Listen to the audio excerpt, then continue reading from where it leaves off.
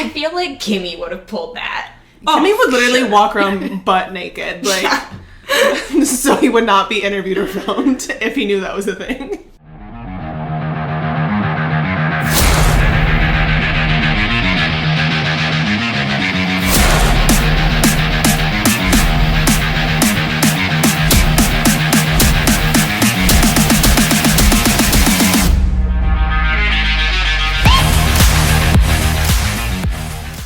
Hey everybody, welcome back to The Grid. This is episode 11 of Grid Gals, and I'm here with the ladies. We just got back from watching the first ever Miami Grand Prix. Luckily, since this one was US based, we were able to watch it at a reasonable time here in the States. Mm-hmm.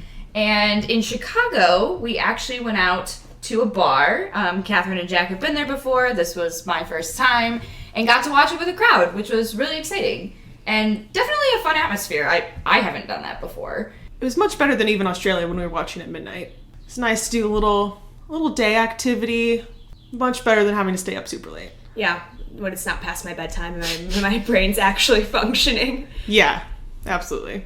I remember last time I was like chugging energy drinks in the bathroom. Oh my god. Yeah, because we snuck them in. Because Fair. I don't really want to drink a Red Bull anymore. Yeah. Like, there's so many other good options of energy drinks. Our Red Bull girl doesn't want to drink Red Bulls? She doesn't support the brand. But there's so many, like, good tasting energy drinks these days that don't taste, like, so chemically, you know? Well, I'm going to be completely honest. I can't drink a Red Bull without vodka. Expecting vodka. Yeah. Oh, 100%. Like, especially the OG Red Bull, it's forever ingrained in my brain that vodka comes with it. To me, like, I taste it and I'm like, this is what vodka tastes like. I'm like, that's not true. That's not true. Right. You know? But I very rarely drink energy drinks. Anyway, so our Red Bull gal is sneaking energy drinks in the bathroom. It was just to stay awake for the race. We had to. It was really fun to watch the first ever Miami Grand Prix. I loved reading about it ahead of time. I had a friend that actually went to the race, and they were talking about how the communication was so terrible leading up to it, and there were jokes about it being another potential Fyre Fest, which was hilarious to me. And it sounds like they actually had a really good lineup of performers there from a music perspective, and a lot of celebrities that we saw right ahead of the race that were invited into the paddocks or had been there for qualifying, which makes sense now that Formula One has a huge presence in the US. There are more celebrities that are hopping on the train, and especially, who doesn't want to go to Miami? Yeah. Such a really fun weekend destination. I know Catherine, I guess you haven't been to Miami, have you? Mm-mm. Well, I know I've taken a trip. Mary, I know you recently took a trip as well. Great food city, great nightlife. I'm sure a lot of the drivers are either celebrating or drowning their sorrows tonight. Yeah. Although there was one notable celebrity that was missing from the Miami Grand Prix, and we need to talk about it because where was Mr. 305? Mr. Worldwide! Miami himself! Like, this was a missed opportunity. I don't understand why Pitbull wasn't giving out the main trophy. Or singing the anthem to begin with? National anthem. He's global. Everyone loves Pitbull. It's either you love Pitbull or you're lying. Like, no one hates Pitbull. Those are the only two options. You love Pitbull or you're a liar. Also, can we talk about the fake marina? Oh my god. Oh. It was so cheesy. It was so bad. And you could tell on TV. I mean, they parked boats in a parking lot and then surrounded them with, plastic covered plywood or something? And is this because it wasn't in the correct location that they originally thought the track was going to be in? I think they thought it was going to be closer to the water before, and then they had to move it. I know originally they had proposed a street race, and then that got vetoed by a lot of the residents for where in the city they were going to have the street race, which makes sense. What I'd heard is some of the architects had planned to actually put water in that, fake pool, and I don't think it ended up working out, or they thought they had approval and didn't get it, so they had to quickly adjust, because since this is the first time they've ever built this track, there were a lot of last-minute adjustments, and so they had to either nix the water earlier and up front, or they were trying to get it in and it wasn't going to work. So they came up with Plan B, which it was funny because people were actually on the yachts. I don't know if you paid to be on them, but I would still do that. I mean, they were in a good spot on track. Oh, absolutely. Yeah. It's just funny that it's fake water. Yeah. Yeah, and it looked fake. And there was a little beach there too. They put sand, so people like paid, I think it was something crazy, like $10,000-$15,000 to stand on the fake sand. Oh my god. You could not. I wouldn't just... I mean, I don't even like sand that much, so that would just not be the vibe for me. And the fake sand wasn't as good of a location because the yachts are around the curve, so you could see, but the fake sand was more inward to that spot, so you're just paying like $10,000 to $15,000 to have a terrible view of the track. I feel like those people, like, they're probably not there to really watch the race. They're there to party for sure. Yeah. I wonder how many celebrities are actually going and actually watching versus just like seeing other celebrities and being seen by the media. I mean, it's great for Formula One. Yeah. To bring these people in. It's great for these individual celebrities brands too. Like DJ Khaled, whoever talks about DJ Khaled anymore. That's so true. Although, I mean, like, that makes sense. Like, Yeah. I expect to see DJ Khaled at an F1 race. I did not expect to see Michelle Obama Oh, at that an was F1 awesome. race. But you know what? I mean, you go, girl. Yeah. I would absolutely do that if I were her. One of the other spots that I thought was cool was the Hard Rock Cafe area where they had the little pools that you could just like take a dip in, and then they had the cabanas, and that seemed like it was a pretty decent view of the track there. But Especially with how hot it was. yeah. 125 degrees on track. Whew. And can you imagine even just being in the cars? It would have to be even hotter with the engine. Yeah, because it's in the middle of the day. I mean, Yeah. 3:30 Eastern time. It's like one of the Sun's- hottest times, yeah. Yeah, right in the middle of the sky. All the drivers had ice vests on, which, I want to invest in one of those. yeah, great idea. Love that. I think the other thing that was interesting about the track, okay, so first of all, it's in the parking lot of a stadium. But it was also so close to the highway that there were highway overpasses. I don't know if it was on-ramps, off-ramps, or what, that were actually going over the track. Yeah. And, I mean, they had to shut it down because I don't think you can just have traffic driving above an F1 race. God forbid anything falls on the track. You could see emergency vehicles up there. I saw an ambulance go on the overpass. I think there were some sheriff's cars parked up there. I don't know. But that would be so fun to be, you know, like whoever's doing crowd control or traffic control and watch the race from a bridge over the race. Yeah, that would be cool. What were Obviously those- not available to fans, but... They had like those little trams? Like those little... Yeah. Like I don't sky know what they were. tram? I Yeah. don't know what you call that. Like a gondola, Yeah. almost. They were going over the track. And that would be a fun place to watch it. Although, like, if you're moving, obviously, it wouldn't be great. But if you could, like, stop it and watch it from up there, that would be cool. I feel like you see those on, like, fairgrounds. Yeah. And stuff. Yeah. Yeah. They had them wherever they have the Houston Rodeo. They had those. It's in Houston, I know that. But, like, the ground. It's at their stadium. Okay. They have a couple different stadiums, but it's at their football stadium. Maybe that's, like, a football stadium thing. Maybe. I've only ever seen them at Cedar Point. Yeah. But yeah, that's where I had seen them before. It's a very American, like, amusement park deal. Yes. Yes, absolutely. And that's very much Miami felt, especially with like the fake water, the weird little sand patch, the gondolas, it felt like an American amusement park vibe. It felt very Miami. Yeah. Like a little bit extra and American. One of my other favorite parts, and then we can get into discussing the race itself, was at the end when they were very clearly pushing American football because they had the helmets. That was so awkward. It was so awkward. Yeah, because each of the top three drivers walked out in a football helmet. I think it said Pirelli on it. Mm-hmm. But still, it was just very odd. And of course, they're already so hot because it's hot out. They just did their race. They don't want to wear that. It just, why? And Why it do we was have to just do it? to walk out. So bizarre. It seemed very unnecessary. Well, and it covers their face. You have the cage over their face. Like, don't you want to see them? The whole point of having the hat is you can see their face. Yeah, I didn't like it. And then they just put the hats on anyway. Yeah, because they took them off immediately because they had to play the anthems. Yeah.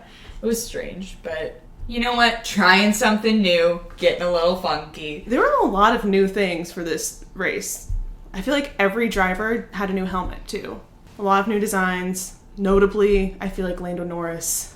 Why the basketball? I feel like that was like an insult as a child. Like, oh, you basketball head or something. Was that like a Hey Arnold thing?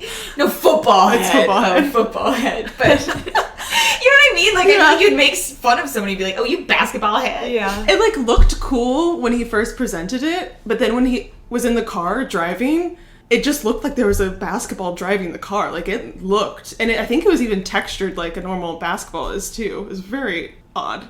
That's a helmet that will look really cool on a shelf in a collection. Sure. But it looked weird on the track. Yeah, I'm hoping that is retired after this race. Do they make a different helmet design for every race?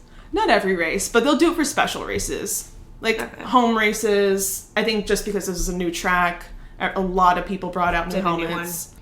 And it's kind of cute to see the culture around helmets with the drivers, and when they do the swaps and signing each other's helmets. Yeah. It's sweet. Yeah. I think it's endearing. All right, should we talk about the race? Since this was a new track, a lot of the drivers, I think the practice sessions were really interesting. A lot of drivers, it's the first time they're actually racing. I'm sure they did the simulation a bunch of times, but still, it doesn't replicate the real thing of getting yourself on the track. And yeah, because I watched some of the post-race interviews, and they were saying the differences between the simulator and the actual track were really the curbs were raised a little bit higher than they were expecting on some. So obviously that changes the way you can hit those curbs. And then whatever I don't know if it's like cement or whatever the finish is on the track was different than what they've experienced before. I mean, in that car, you're so also low to the ground. I mean, I can even tell the smaller car I drive, you can feel the road. Yeah. You know, you kind of drive by feel, so I can only assume in an F1 car, you're really driving by feel. And if it feels different, maybe it's not more or less challenging, but it's just different, and you have to learn and adjust to it. I heard it was bumpier, too. Oh, God. And I feel like you probably run into, like, worse track conditions when you have temporary tracks like that, because obviously they're not permanent, so it's not like they're going to put something down that they can't get back up. So I wonder what the difference is between those materials, but I think a lot of the drivers struggled with it. And we saw that in practice. A lot of people went off that track, and it's a street track, so there is not a lot of room for error. Which is interesting, because it is a street circuit, but compared to, like, a true city street circuit, like Baku or Monaco, there were some parts that had almost like a normal circuit that have the runoff areas and a little more space, because there were people who were going fully outside or gaining an advantage cutting corners, whatever, throughout the race, and we can get to that, but it was an odd blend of circuit and street. Yeah. It, like, to me, didn't feel truly like a circuit or truly like a street track. So that was interesting. Yeah. There was one spot in particular where a couple people either hit the wall or almost hit the wall. I know we saw during qualifying, I think it was Yuki, who, like, I mean, he barely grazed it, but for whatever reason, they just couldn't get that corner right most of the time. One of the guys we were watching the race with actually said that Red Bull bought out all the logos, you know, that one section that had a bunch of Red Bull logos along the sides, because they knew that someone was going to crash in that area, and it would be, like, a lot of, like, footage for them. Smart. It's true. The devil works hard. Red Bull marketing works harder. Yeah. Wow. I mean, I don't know if that's necessarily true, but he was full of a lot of fun facts, so I feel like it probably is. Yeah, he's been an F1 fan for a while, so I trust him over myself for sure. Yeah. He definitely had the inside scoop.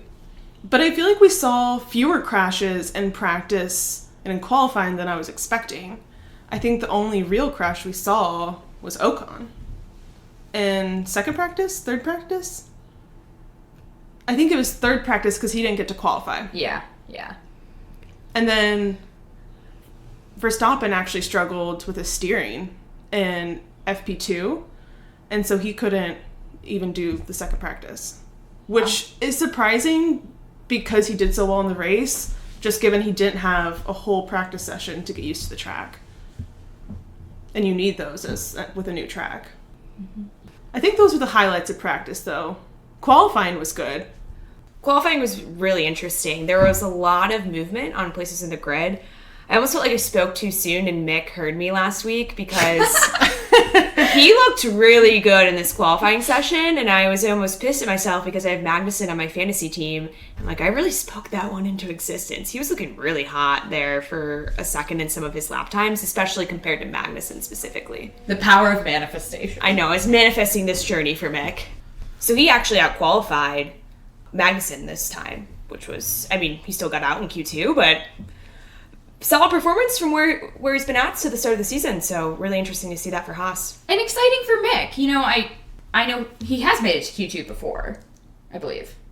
I don't know. We'll have to fact check that one. Yeah. But still always exciting, especially as a young, promising driver, and almost scored some points today, which I felt like I actually jinxed him a little bit during the race. There were like you couple guys put of laps that bad up. vibes for him. Sorry, Mick. We're rooting for you.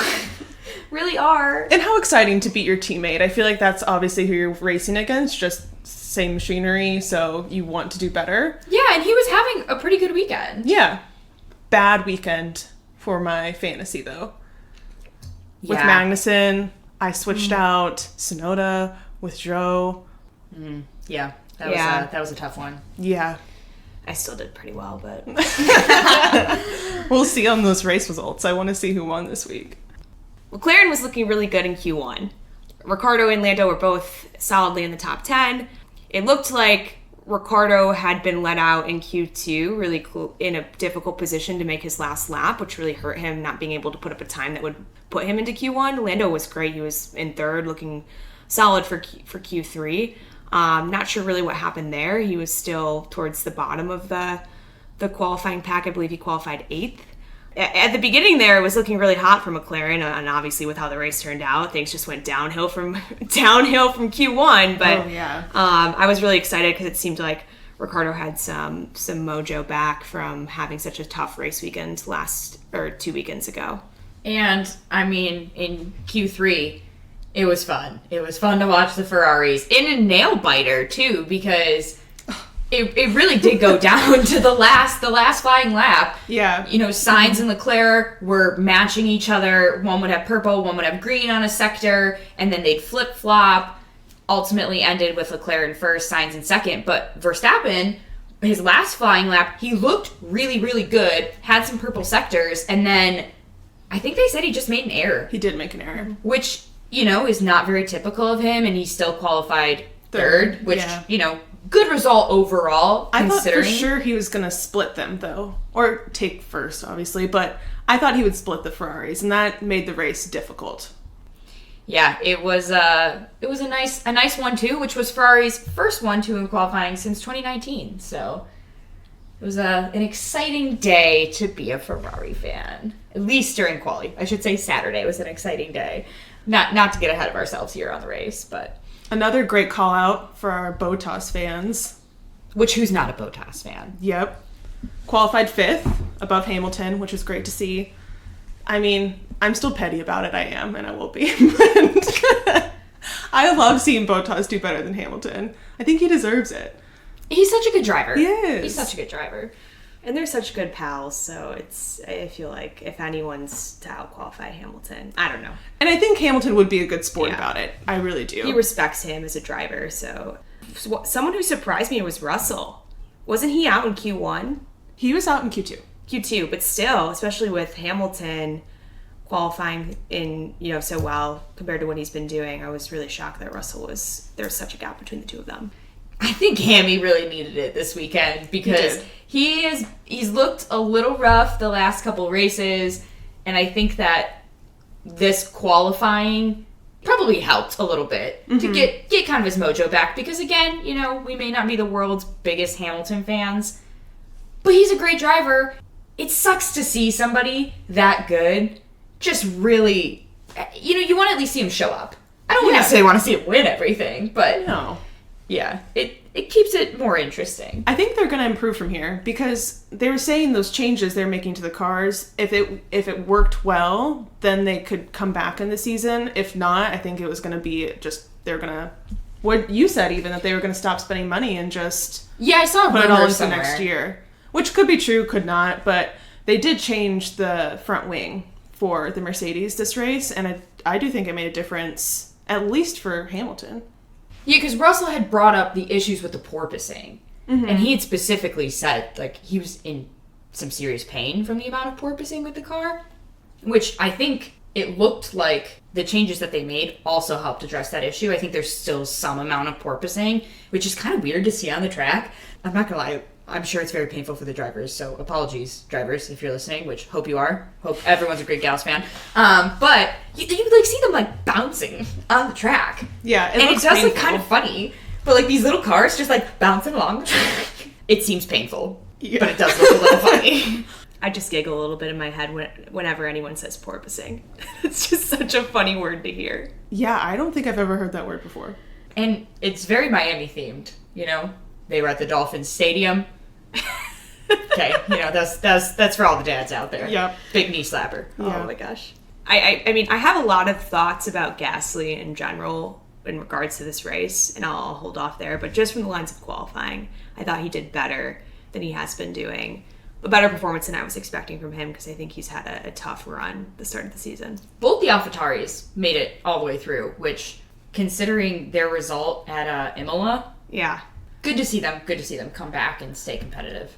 I know at the bar we were sitting next to another group, and one of the girls there was commenting about having Gasly on her fantasy team and how he hasn't been really getting her much points. And I was like, well, this might be the game changer for you. And I think I also jinxed that. So maybe I should not comment about drivers in fantasy teams while the race is going on, because I think I jinxed too much. You're not allowed to talk until after the race weekend's over. Very fair. I will refrain from commenting. That will be very difficult for me. Should we get into the race itself then? Or any other thoughts on qualifying? I wouldn't say on qualifying. I feel like a lot happened in the race, too. I think right at the start there, it looked like Verstappen was going to make a move against Leclerc. Leclerc held him off a little bit. One of the other main highlights at the start of the race, which didn't end up paying off for him, but Ricciardo jumped quite a bit of places right at the start. He had a straight line, was able to pass a couple drivers right off the bat there. Ended up giving back a bunch of those places, but you know what? At the start, it was looking a little bit exciting for McLaren. Yeah. It was. And, you know, we had a Ferrari front row. Charles got away wonderfully. Leclerc really stretched out a lead right at the beginning, but Max did swoop in on Sainz and grab the second place pretty quickly, and then held on to it for the entirety of the race, except for when he was leading it. So Yeah.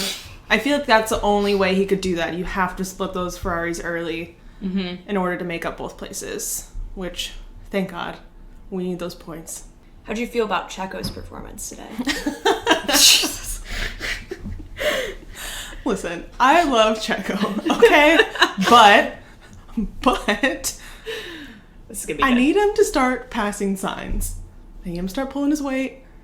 See, we just need to have you on record saying that you love Checo, because when we're watching these races live, you know, you wouldn't necessarily know that. Listen, it's a team sport, so I need the team to show up. Not just one player, the whole team. I did think it was interesting that they had Checo on a 2-stop strategy instead of a 1-stop, just considering I feel like he's known for how long he can make tires last. Yeah. So I was a little surprised. I mean, granted, they took advantage of the safety car for the second pit stop, which makes sense. Good strategy there, but I thought they would have brought Max in. No, I think just given the time, because I don't, who was behind... who was behind Checo at the time? I think Bottas. Bottas? Because I think there was enough time between Checo and Bottas for him to come in, but there wouldn't be enough time for Verstappen to come in and still keep the lead. That's fair, yeah. And it was like the last-ditch effort to try to get Checo around Sainz. And they came close. There was a good battle between them. Yeah. Which was fun to see. Mm-hmm. Right at the start there, one of the first drivers that didn't end up finishing, Guan Yu Zhou. Sad to see him drop out so quickly. I was kind of surprised because, especially towards the start of the race, once you're past the first couple laps and the field has kind of evened out, usually they're pretty hefty with those replays. Yeah. So I thought we would for sure get a replay of that, and was kind of surprised we didn't. But I wonder if that's why he performed so poorly in qualifying too. Probably. I'm hoping, yeah, because he's been doing well so far in his rookie season. And overall, I mean, looking at Bottas's results, Alfa Romeo has a good car. Maybe there's just some specific issues with his. Yeah. Yeah, very competitive, putting them in a great spot to be best of the rest. Which is cool to see. And I know Bottas leading that team as a Grid Gals favorite. We would love to see that happen. Similar to Pitbull, if you don't love Bottas, you're a liar. Yeah. Also, can we talk about the fact that one of the guys at the bar looked like complete lookalike? Oh my god, for it was Bottas. freaky. Bottas was his doppelganger to AT. Yeah. I almost want to ask him, like, are you a Bottas fan? He was kind of giving off Bottas vibes, too. Very much so. Like, the way he was dressed. Yeah. Yeah, definitely. I wonder if he gets that a lot. I mean, if you're at an F1 bar, I'm sure the general public doesn't like, approach him at a grocery store. But at that bar. And especially since Formula One is on the TVs, it's very top of mind. Yeah. Well, speaking of Bottas, he ended up 7th in the race, which I was kind of disappointed to see because Hamilton ended up passing him. Yeah, he had the, what was it? Second to last lap or right around the end, one of the last laps, hit the wall. Yeah, and then Russell and Hamilton got by him during that. He recovered, still ended up in 7th. It wasn't a terminal failure, but that was disappointing, especially considering how good his race was for so much of the race.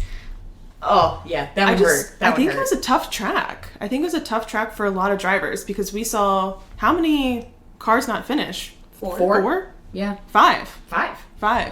Yeah. What Norris. were the 5? Zhou, Gasly, Vettel, Magnussen. Mm-hmm. Yeah. Oh, man. So 4 of them due to on-track incidents. Yeah. But, yeah. I think that really speaks, the amount of do not finishes really speaks to the difficulty of the track and probably the lack of familiarity amongst the drivers with the track.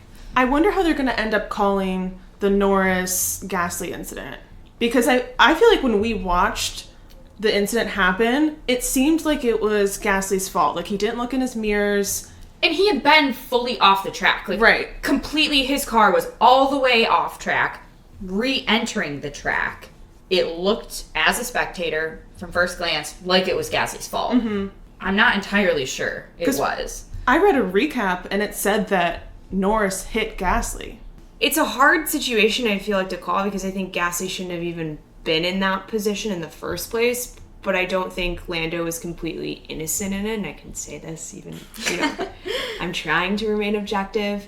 There was one thing that I read where someone said it seemed like Gasly locked up because Lando looked like he was turning into him. Oh. So that could have had something to do with it. I guess we'll have to say see what the FIA calls. Mm-hmm. But yeah, that was devastating to see. Yeah. Not that we were doing too great at that point in the race. We had a lot of challenges. We were losing places. Devastating for McLaren, especially with Danny Rick not being able to even get into the points towards the end. Well, and the tire that flew off Norris's car almost hit Ricciardo. Yeah, which would have been, I don't even want to think about where I would have been from an emotional state if that happened, because I already was just not having a great time. But I'm glad Lando's okay, and it's good to see that they were both okay, because I mean the car there for a second was spinning quite a lot. And those street circuits, I'm always really scared to see crashes there because people come around the corner so quickly. I don't know. I mean, they obviously have great reaction times, all the drivers do,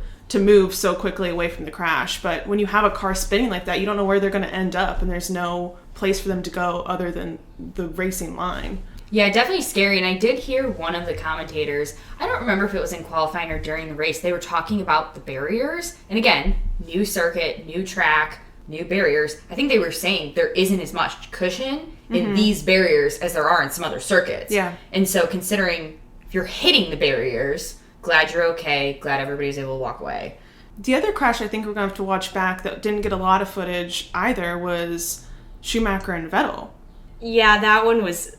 Especially since you know that Vettel's a little bit of a mentor to Mick, and that was really devastating to watch. And Mick was on track to get his first ever points. He was running in 9th. I don't know if he was at the exact time of the crash, but he had been doing really well. And I actually said something to one of the guys we were watching the race with. I was like, oh my gosh, Mick's gonna get his first points. And he was like, hey, race isn't over. Like, we don't know that. You better watch it. And then he crashed, and he turned around, and he looked at me, and he was like, see? I was like, well, okay, I guess I'm done speaking things into existence either. Jack and I are just bad luck charms, I guess. We're just going to be banned from... I mean, great luck charms for Ferrari, because I've just kind of jumped on the Ferrari bandwagon since I do love Carlos Sainz, and can we talk about... We need to talk about it? It was so obvious, too, because Leclerc is clearly talking to Sainz. Clearly talking to him, because Max wasn't there yet, or then he was coming in and getting weighed, and so they're in this, I don't know, like, cool-down room or whatever. Yeah. And the cameraman, like, normally you would show the two people sitting right next to each other having a conversation, and as soon as, like, Sainz took his shirt off, they panned away from him, and all the girls in the bar were like, no, pan back, and then as soon as he started to put his shirt on, they panned back and included him in the frame, but it was, like, very obvious and a little awkward when it was just on Leclerc. I feel like they shouldn't have done that, because if any driver doesn't want to be filmed, they're just going to take their shirts off from now on. That's so true. Oh, absolutely. Very smart, because there are some drivers who don't want to be filmed after, and they have very weird specific rules about missing interviews and filming. I feel like Kimmy would have pulled that. Kimmy would literally walk around butt naked, like, so he would not be interviewed or filmed if he knew that was a thing. I mean, I guess technically you can't show it on TV, so that's one creative way to get out of your post-race interviews. Can you not? Like, why is that illegal to not show that? I don't know. I mean, I think it's plenty fine to show a shirtless man in terms of, like, legality. I think just they were trying to be, I don't know, more conservative, maybe give him privacy. I'm not entirely sure. He didn't look like he wanted privacy. He was very comfortable with this. I mean, I feel like they probably do take their shirts off after a race and put a new dry one on before they go take the podium. Also, it's hot. In Miami, it's humid. Yeah. You gotta be disgusting after that race. You get out of the car, I would whip my shirt off too. But I feel like now that they're making them go into this room, they don't have the time in between to, like, do their normal routines. Kind of sucks. Yeah. I want to at least collect my thoughts for a second before I have to go back out into the heat. Yeah. Well, and they did make a new rule because previously drivers were using the podium celebrations as a way to wear t-shirts and make public statements. Mm-hmm. And the FIA basically said you have to have your race suit fully zipped up. Like, your shirt can't be showing when you're on the podium anymore, because they wanted to avoid, I think, some of the political statements drivers were making and using that opportunity to do so. And so you could see, even when Max is on the podium, they're so hot. Like, he unzipped his race suit a little bit just to get a breeze. Yeah. But you can't take it off because I think they'll fine you. Yeah. And, I mean, clearly, they'll fine you for a lot of things, apparently. But yeah. This past weekend was a big deal about Hamilton's jewelry again. Really? Yeah. They were even asking, like, Vettel's opinion on whether, like... His jewelry? Because they banned, like, wearing any jewelry in the car, and I guess Hamilton's really the only driver that does so. So he felt like it was, like, a personal attack on him. Oh. I missed that. And, like, I get it from a safety point of view, but, like, what Vettel said was it's a personal decision at that point. Like, we're allowed to make decisions for ourselves outside the car. We should be able to make decisions for ourselves inside the car, because it doesn't harm other people. It's, like, a personal... Like, you'll be affected. It's the same thing as, like, the underwear thing they went on about forever. Because they're supposed to be wearing, like, fireproof undergarments.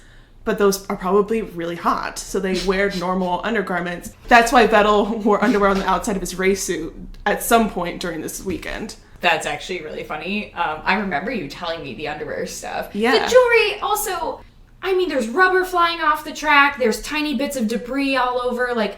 One earring is not going to cause a... Also, if you're in a crash where technically your jewelry could hurt you, you probably have bigger things to worry about. Exactly. That was Hamilton's point, too. He did show up to one of his interviews with 3 watches on and, like, 8 necklaces and, like... I kind of respect and, that. And, like, 10 rings or something.